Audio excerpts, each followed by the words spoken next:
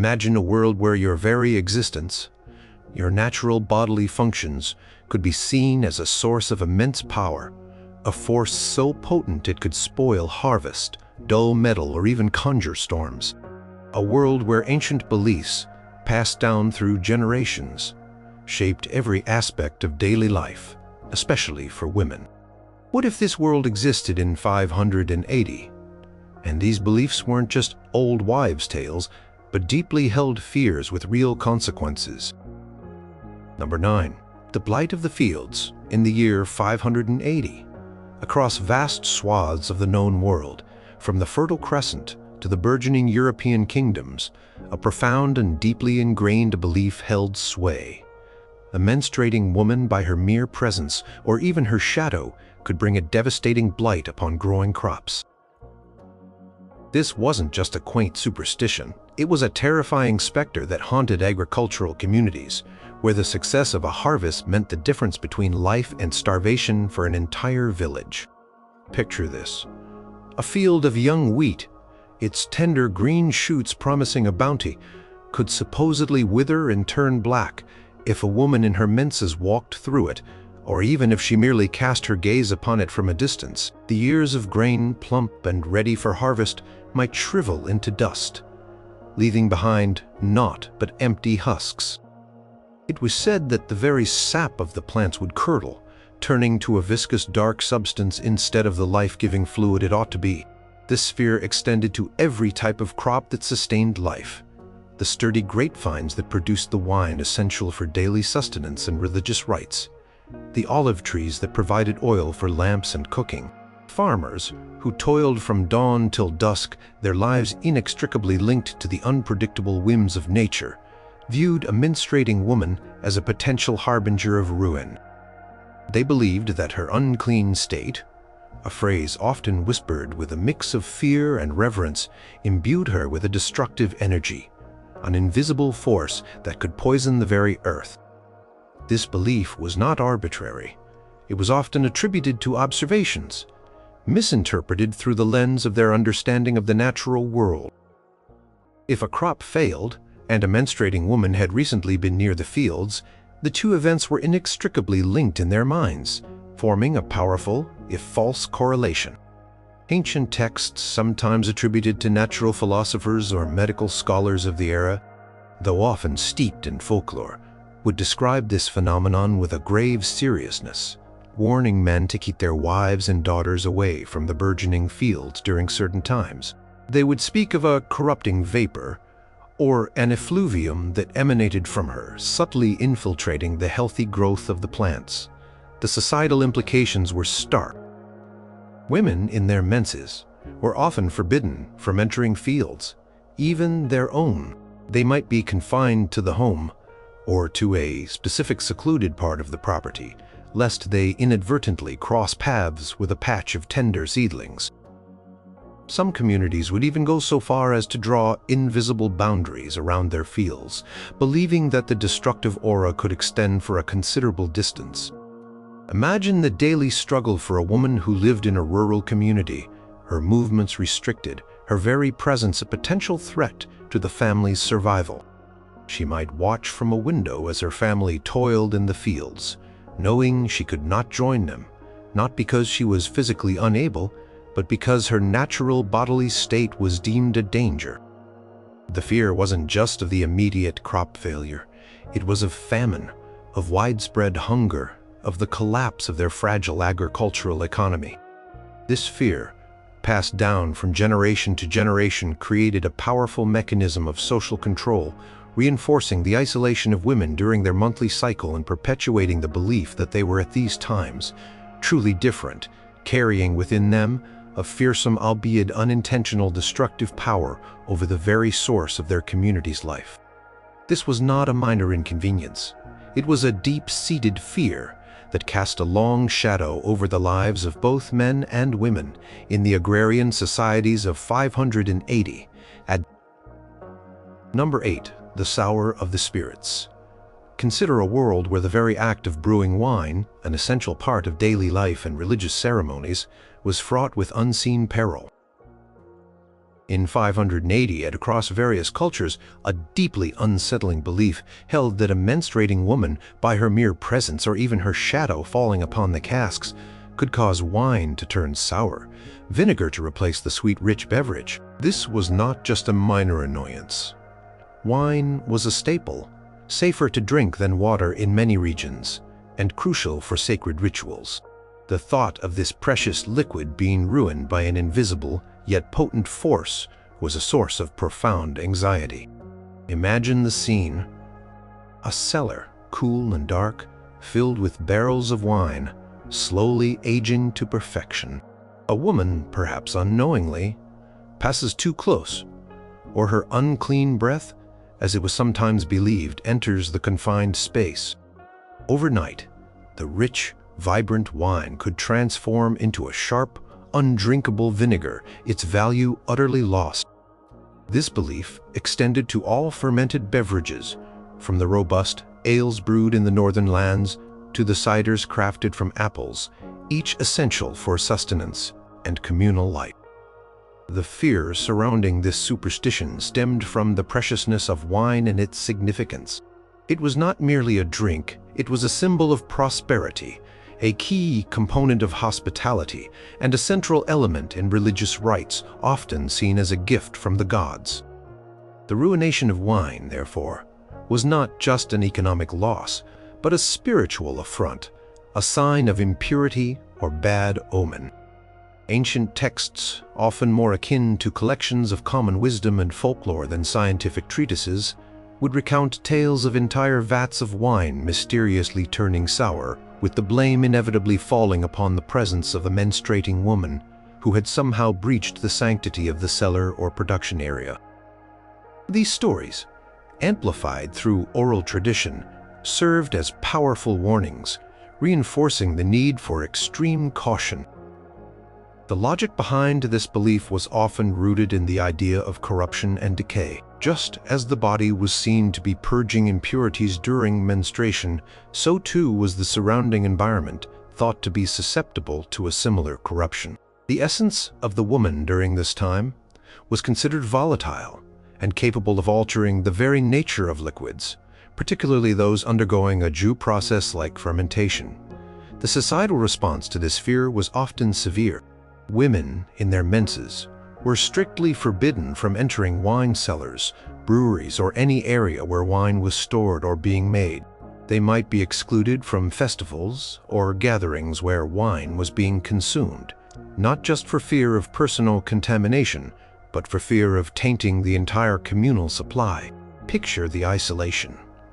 A woman, during her cycle, might be unable to participate in the joyous harvest celebrations or the solemn religious ceremonies that defined community life, all because of an unseen threat she supposedly carried. Even the tools used in winemaking, the presses, the barrels, the ladles, were considered vulnerable. It was believed that if a menstruating woman so much as touched these implements, they would become tainted, incapable of producing good wine thereafter. This meant meticulous cleaning rituals and strict rules about who could handle what, when. The economic impact of a spoiled batch of wine could be catastrophic for a family or a community, leading to financial ruin and even social ostracization. This profound fear of the sour of the spirits highlights how deeply intertwined the natural processes of women's bodies were, with the agricultural and spiritual economy of 580, at creating a world where an invisible essence could indeed spoil the very joy and sustenance of life. Number 7. The rust of the steel. Imagine a blacksmith, his brow furrowed with concentration, hammering molten iron into a sharp blade, a sturdy tool, or a gleaming piece of armor. For him in 580, at his craft was not just a livelihood but a sacred art, demanding precision, strength, and an almost mystical understanding of metal. Yet, an unseen threat loomed over his forge: the belief that a menstruating woman, by her mere presence, could cause metals, particularly steel and iron, to rust, tarnish, or lose their temper. This wasn't just about a little discoloration. It was believed that she could utterly ruin the integrity of the metal, making a sword brittle and useless in battle, or a tool soft and ineffective for work. Picture a newly forged sword, polished to a mirror sheen, ready for its purpose.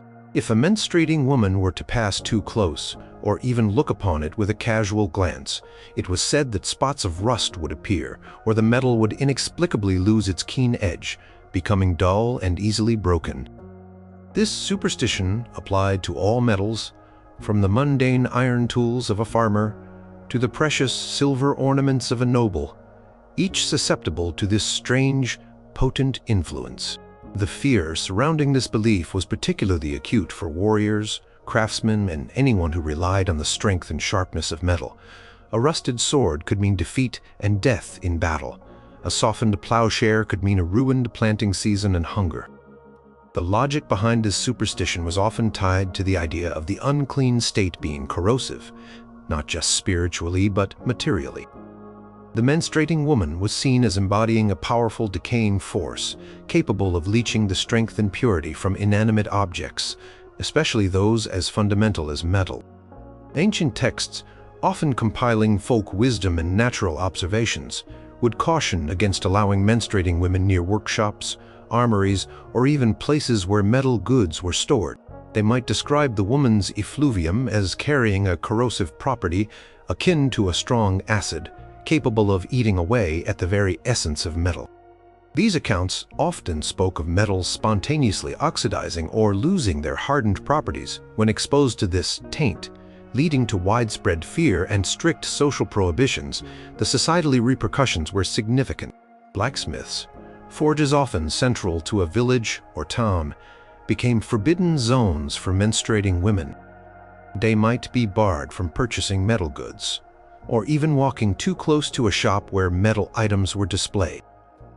Imagine a woman needing a new cooking pot or a repair for a broken tool, yet unable to approach the very place where such things were crafted because of her natural cycle. The fear even extended to personal items. It was believed that if a menstruating woman touched her own silver jewelry, it would tarnish beyond cleaning, or her iron cooking implements would quickly succumb to rust. This created an additional layer of self-consciousness and restraint for women during their menses beyond the community-imposed restrictions. The fear of ruining precious or essential metal items, whether for personal use or for the community's defense, was a constant undercurrent, reinforcing the idea that a menstruating woman at this specific time carried a truly destructive and uncraved. Number 6. The poison of the beasts. Imagine a farming community in 580 where livestock was the lifeblood of their existence. Cattle provided milk and meat, sheep offered wool, horses served as transportation and labor, and chickens laid eggs. These animals were not just property. They were often members of the family, crucial for survival. But there was a terrifying, hidden threat they believed existed: the notion that a menstruating woman could, by her presence or even her shadow, cause disease, barrenness, or even death among animals. This wasn't a minor concern, it was a potential disaster for any household or village. Picture a herd of healthy sheep grazing peacefully in a pasture. If a menstruating woman were to walk too near or even just cast her gaze upon them, it was believed that they might suddenly fall ill, their wool becoming coarse and worthless, or their milk drying up. Cows might stop producing milk, or their calves might be born weak and sickly. Horses, strong and vital, might become lame or develop mysterious ailments, rendering them useless for labor or travel. The fear surrounding this superstition was deeply rooted in the vulnerability of their agricultural economy. The loss of a single animal could be devastating for a family, and widespread sickness could lead to starvation for an entire community. The logic behind this belief was often tied to the idea of a potent, invisible poison emanating from the menstruating woman. Her unclean state was thought to transmit a corrupting energy that could directly affect the health and vitality of living creatures, particularly those deemed more susceptible or innocent like livestock. Ancient texts, often compiled by observers of rural life or those concerned with household management, would frequently contain warnings about keeping menstruating women away from barns, stables, and pastures. They would describe sudden outbreaks of animal sickness, attributing them directly to the presence of a woman in her menses, often recounting specific anecdotes of cows dying or flocks suffering a blight after such an encounter. These narratives served to reinforce the prevailing fear and the strict practices of separation. The societal consequences were severe. Women in their menses were often entirely banned from areas where animals were kept. They might be forbidden from milking cows, tending to chickens, or even gathering eggs. Imagine a woman, typically responsible for much of the animal husbandry, being completely sidelined during her cycle, forcing others to take on her duties, or leaving the animals untended. The fear wasn't just about immediate illness, it also extended to fertility. It was believed that a menstruating woman could cause animals to become barren, leading to a long-term decline in herd size and productivity. This aspect was particularly frightening for communities dependent on animal breeding for their livelihood. Farmers would implement strict rules about entry to animal enclosures, often creating special paths or designated areas for women to move through, ensuring they never came into direct contact with the livestock during their menses. This pervasive fear, the poison of the beasts, meant that women during their monthly cycle were seen not just as personally unclean, but as a direct and palpable threat to the very animals that sustained their families and communities in 580, adding another heavy layer of isolation and responsibility to their lives. Number 5. The dulled reflections. Step into a world where mirrors were more than just polished surfaces. They were believed to be windows to the soul, capable of holding and reflecting purity, or, tragically, of absorbing corruption. In 580, a peculiar and unsettling superstition held that a menstruating woman, by her very breath or proximity, could tarnish mirrors, dull polished stones, and even dim the luster of precious gems. This wasn't just about superficial dirt, it was believed that her unclean state possessed an inherent power to steal the very shine and clarity from reflective surfaces. Picture a highly polished bronze mirror, a prized possession, gleaming brightly and reflecting images clearly. If a menstruating woman were to breathe upon it or even look into it, it was said that the surface would immediately cloud, tarnish, or develop inexplicable spots that could not be wiped away. The mirror would lose its capacity to provide a true reflection, becoming instead a dim, murky surface, a symbol of its newfound corruption. This belief extended to all items valued for their reflective qualities. The smooth, dark surfaces of obsidian, the polished faces of precious gemstones and jewelry, or even the clear, still surface of water in a pristine well. The fear surrounding this superstition was multifaceted. Mirrors, in particular, were often imbued with mystical significance, used in divination or as symbols of personal purity and status. Tarnished mirror, therefore, was not just a ruined object, but a bad omen, a sign of impurity or a reflection of spiritual decay. The logic behind this belief was often connected to the idea that the menstruating woman's body was undergoing a process of purging impurities, and these impurities were thought to possess a corrosive or dulling quality that could be transmitted to susceptible surfaces. Ancient texts, sometimes philosophical, sometimes superstitious, would discuss the mysterious ways in which certain natural phenomena could be affected by human states. They would describe how the effluvium from a menstruating woman was so potent that it could alter the very light and clarity of objects, causing them to lose their inherent brilliance. These accounts often served as cautionary tales, emphasizing the need to keep such women away from valuable reflective items to preserve their integrity and their perceived spiritual properties. The societal implications were subtle yet pervasive. Women in their menses might be discouraged or forbidden from using personal mirrors, particularly those of high value or ceremonial significance. Imagine a woman needing to prepare for an important social event, yet unable to check her appearance in a mirror for fear of ruining it. This often meant relying on others for help or simply accepting that she could not fully participate in certain preparations. The superstition also impacted the care and storage of valuable jewelry and gemstones. If a woman owned such items, she might be required to remove them during her menses, or have someone else care for them, to prevent their alleged tarnishing. This created an additional layer of personal isolation and separation, reinforcing the idea that even her most intimate possessions were not safe from her unclean influence during this period. The fear of dulled reflections highlighted the pervasive belief that a menstruating woman, in 580 AD, carried an invisible force capable of corrupting beauty and clarity, affecting not just living things, but even the seemingly inert objects that held aesthetic or symbolic value in their world. Number 4. The broken spells.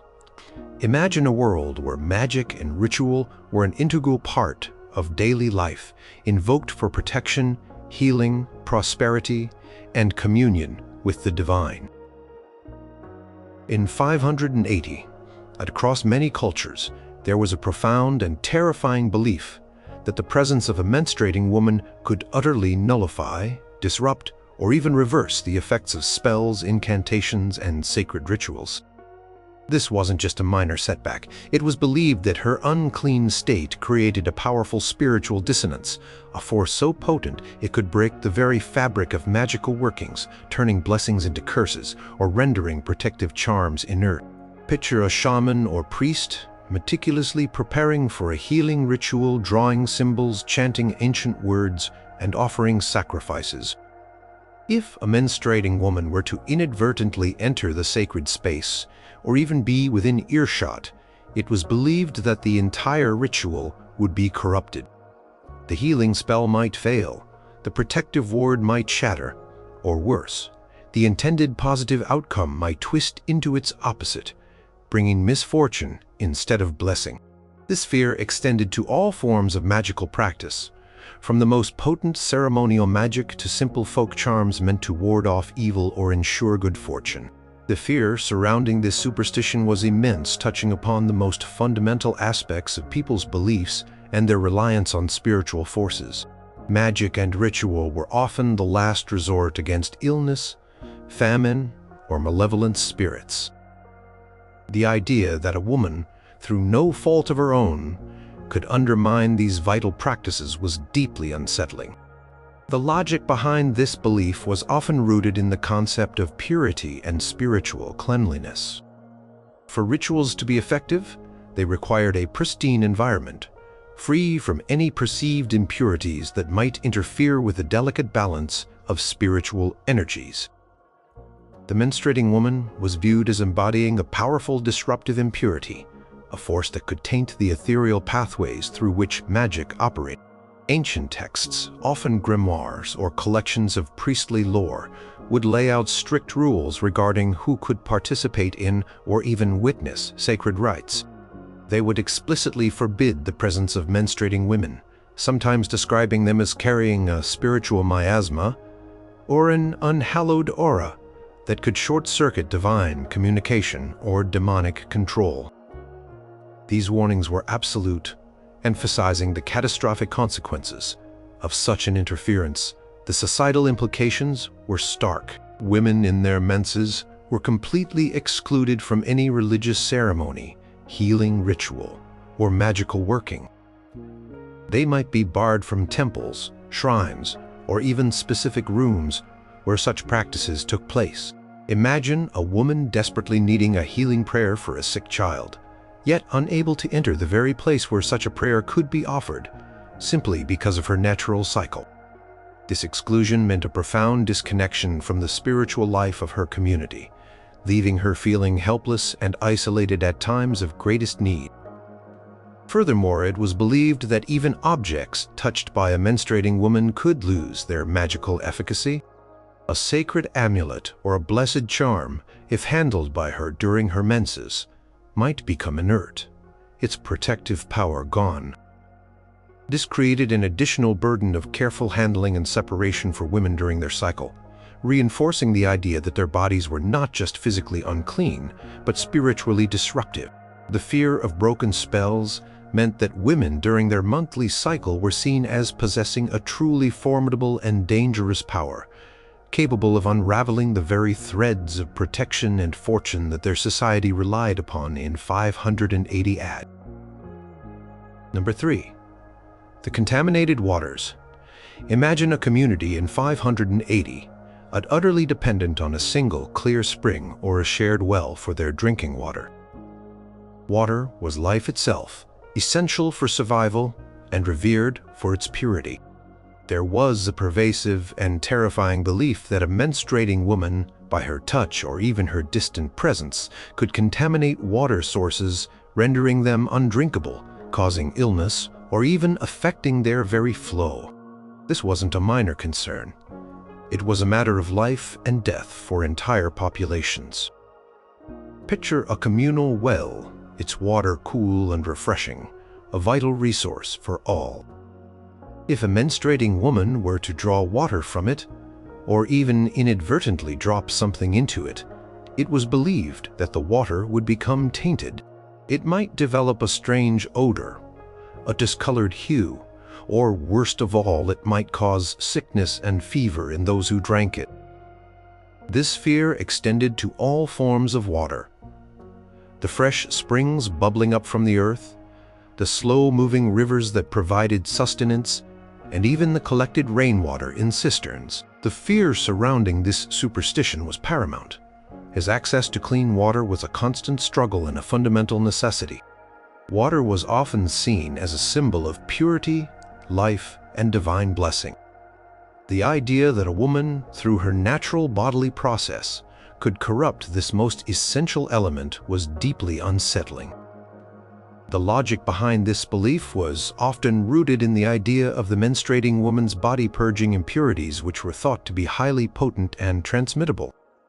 These impurities were believed to possess a contaminating quality that could leach into water, transforming its life-giving properties into something harmful. Ancient texts, often containing advice on hygiene, health, and community practices, would include strict warnings about keeping menstruating women away from public water sources. They would describe instances where wells supposedly went dry or became stagnant, attributing these misfortunes to the unwitting proximity of a woman in her menses. These accounts reinforced the pervasive belief in the contaminating power of her body and the need for rigorous separation. The societal implications were severe and pervasive. Women in their menses were strictly forbidden from approaching or drawing water from communal wells, springs, or rivers. This meant that during their cycle, they would have to rely on others to fetch water for them, or be relegated to using less desirable or more distant sources, if any were available. Imagine the daily struggle for a woman, unable to perform the most basic task of fetching water for her family, relying on the goodwill of others, and always aware that her very presence near the water source was feared.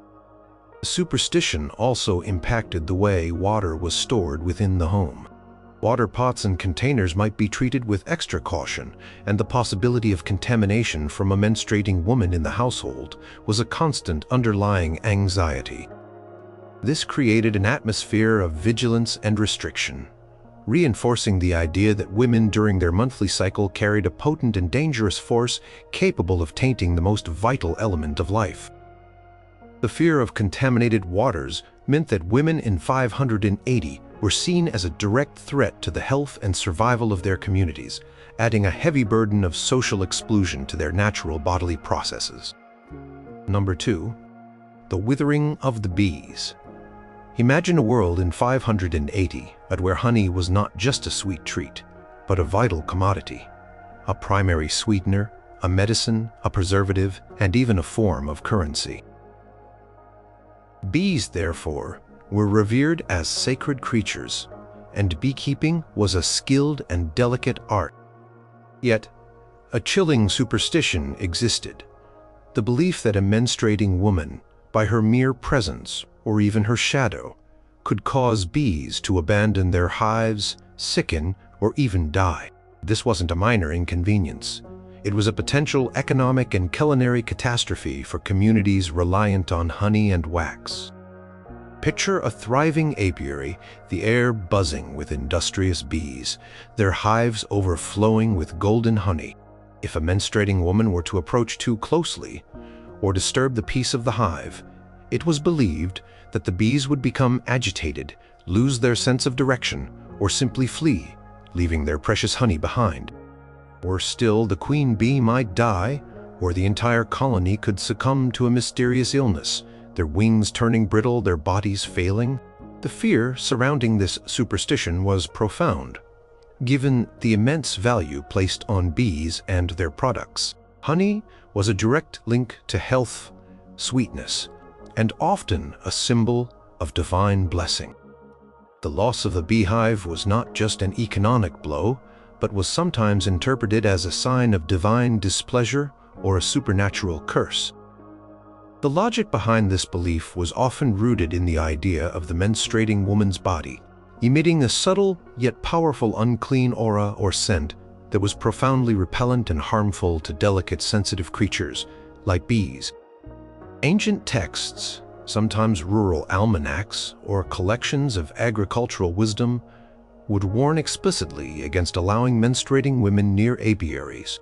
They would recount tales of thriving bee colonies suddenly collapsing, attributing these misfortunes to the unwitting presence of a woman in her menses, often describing the bee's agitated behavior as a clear sign of distress caused by her effluvium.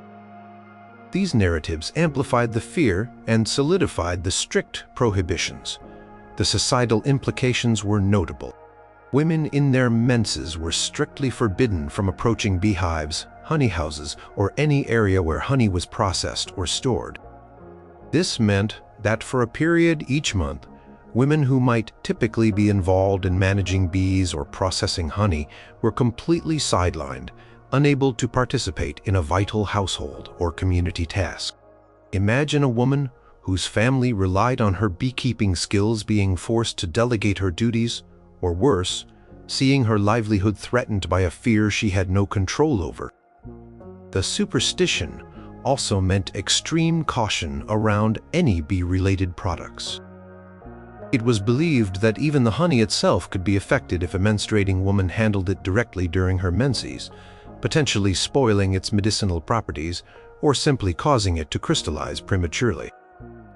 This created an additional layer of separation and careful handling, reinforcing the idea that women during their monthly cycle carried a potent and disruptive force that could negatively impact even the smallest and most sensitive of creatures, threatening a valuable source of sustenance and income in 580 AD. Number 1. The weakening of men. Now prepare for perhaps the most insidious and pervasive superstition of all. In 580, at one that not only isolated women, but profoundly shaped their relationships, and Rayfoyne belief that a menstruating woman could, by her mere presence, touch, or even her gaze, weaken men, Rainin Munmun Natoridi.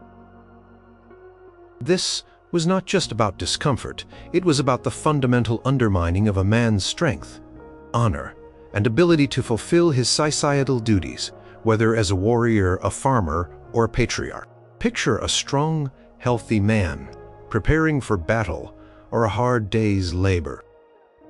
If he were to unwittingly come into close contact with a menstruating woman, or even just be near her when she was in her unclean state, it was believed that his muscles would suddenly feel heavy and leaden, his mind clouded, his fighting spirit dimmed, or his sexual potency diminished. This fear extended to all aspects of male life, from their physical prowess to their intellectual sharpness and their capacity for procreation. The fear surrounding this superstition was paramount, striking at the very core of male identity and societal structure. In a world where physical strength and a clear mind were essential for survival, defense, and leadership, the idea of being inexplicably weakened by a woman's natural cycle was deeply unsettling and humiliating. The logic behind this belief was often rooted in the idea of a powerful polluting energy emanating from the menstruating woman's body. Her unclean state was thought to transmit a weakening essence that could directly sap a man's vitality, acting as a drain on his life force. Ancient texts, ranging from medical treatises of the era to religious edicts and philosophical discussions, would frequently detail these supposed effects. They would warn men against touching, eating food prepared by, or even sleeping in the same room as a menstruating woman, describing how contact could lead to pallor, lassitude, and a loss of spirit. Some accounts even claimed that prolonged exposure could lead to serious illness or permanent impotence, adding a profound layer of personal terror to the general societal fear. The societal implications were, therefore, utterly. Women in their menses were often subjected to extreme forms of isolation. They might be banished from the marital bed, relegated to a separate chamber, or even confined to a secluded hut outside the main dwelling for the duration of their cycle. Imagine the emotional toll on a woman not only experiencing the physical discomfort of menstruation but also being treated as a source of male weakness, a potential danger to her husband's very essence and virility. This social isolation meant that men often distanced themselves entirely, sometimes even refusing to speak to women during this period, reinforcing the belief that contact was profoundly dangerous beyond the personal realm. This superstition impacted public life. Men might avoid any public spaces where menstruating women were believed to be, or demand that such women absent themselves from gatherings. The fear of weakening of men was not merely about avoiding discomfort. It was about preserving the perceived strength, honor, and very identity of masculinity. In 580 AD, it was a belief that profoundly shaped the daily lives of both men and women, creating a complex web of fear, isolation, and social control around a natural life-giving process, turning it into a source of immense and terrifying power in the collective imagination.